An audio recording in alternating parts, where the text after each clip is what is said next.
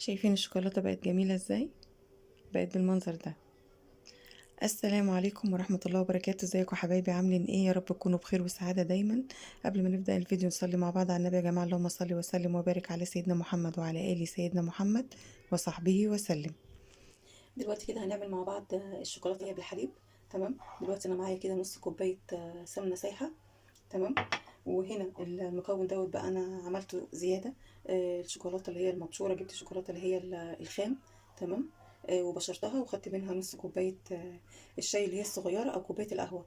تمام. يعني كوباية الشاي الصغيرة خدت نصها كده، بشرتها بالسكينة. طبعا هي بتبقى في الفريزر بتبقى جامدة شوية، فبشرتها بالسكينة كده او بأي مبشرة، فعملتها ناعمة خالص اهي.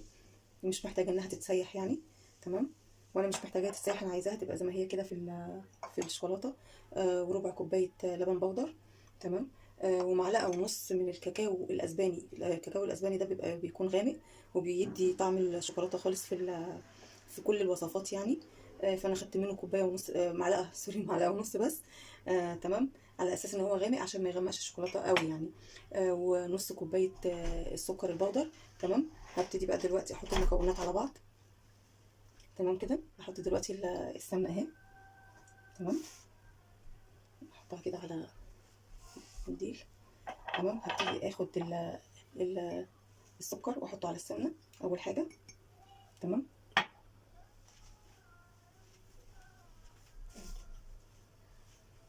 تمام كده. وهبتدي ان انا اقلب فيها على اساس ان السكر يدوب في السمنه وهي دافيه شويه. تمام. اهو بالشكل ده.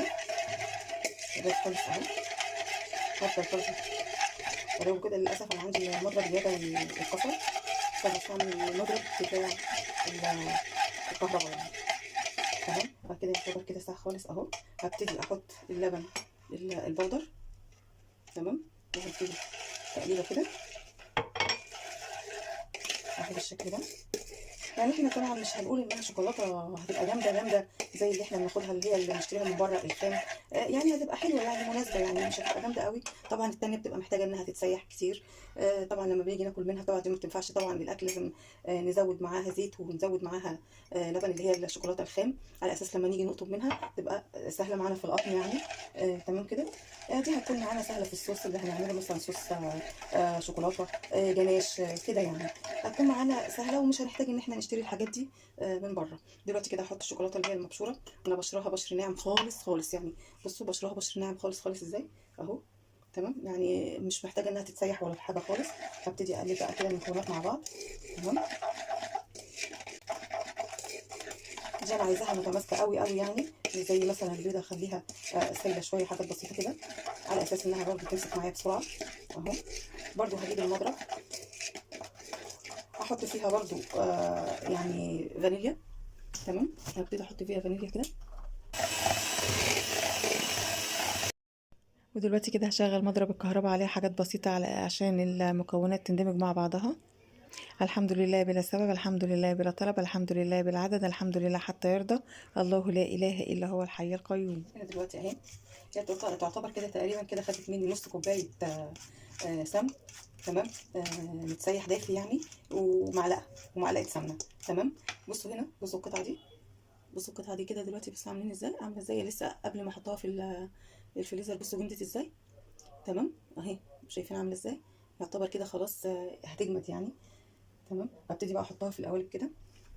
يعني هي حلوه جدا جدا للجناش وللصوص والحاجات دي، هتوفر علينا بدل ما نشتري صوص من بره مثلا. تمام. لا احنا هنعمله في البيت، وهنعمل الصوص في البيت والجناش في البيت. وكل حاجه ممكن تنفع لتغطيه التورت، بتبقى جميله جدا. انا مجرباها كتير في تغطيه التورته، بتبقى حلوه اهو زي ما انتم شايفين كده اهو.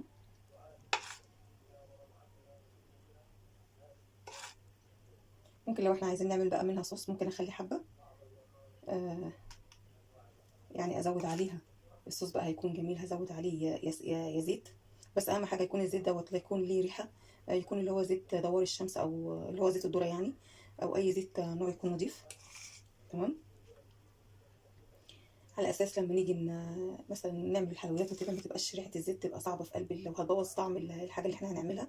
لازم يكون الزيت من نوع نضيف وملوش ريحه، وما يكونش لونه غامق. اهم حاجه يكون لونه فاتح اهو. يعني بالحبه دول. يعني مثلا انا جايبه اللي هو القالب اللي هو الخام دوت نص كيلو.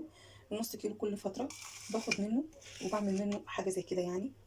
طبعا كده بيوفر معايا، يعني مش مثلا باخد النص كيلو بعمله على طول اللي هي الشوكولاته اللي هي المكعبات ديت.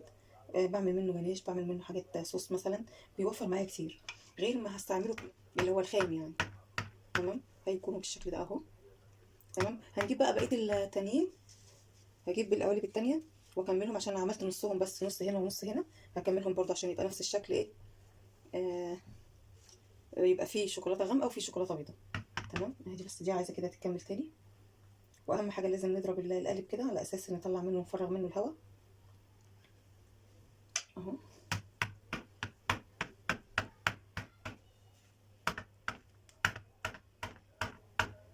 هنعمل بقى هنعمل جناش بطريقه سهله جدا جدا جدا جدا من الشوكولاته دي. تمام، او من الكاكاو. بلاش من الشوكولاته، ممكن الشوكولاته نخليها للتزيين. شايفين اهو. هنروح نجيب بقى التانيين ونشوف الدنيا فيها ايه. بس برضو دي عايزه برضو شويه، يعني كل ما نلاقي واحده مش مليانه قوي نملى كده،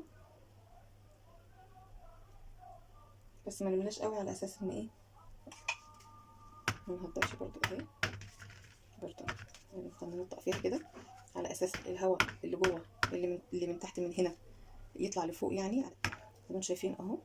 هروح اوديه الفريزر واجيب الباقي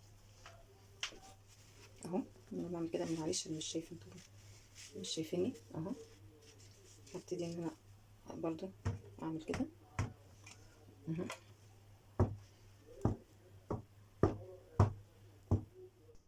نصلي مع بعض على النبي يا جماعه. اللهم صل وسلم وبارك على سيدنا محمد وعلى اله سيدنا محمد وصحبه وسلم.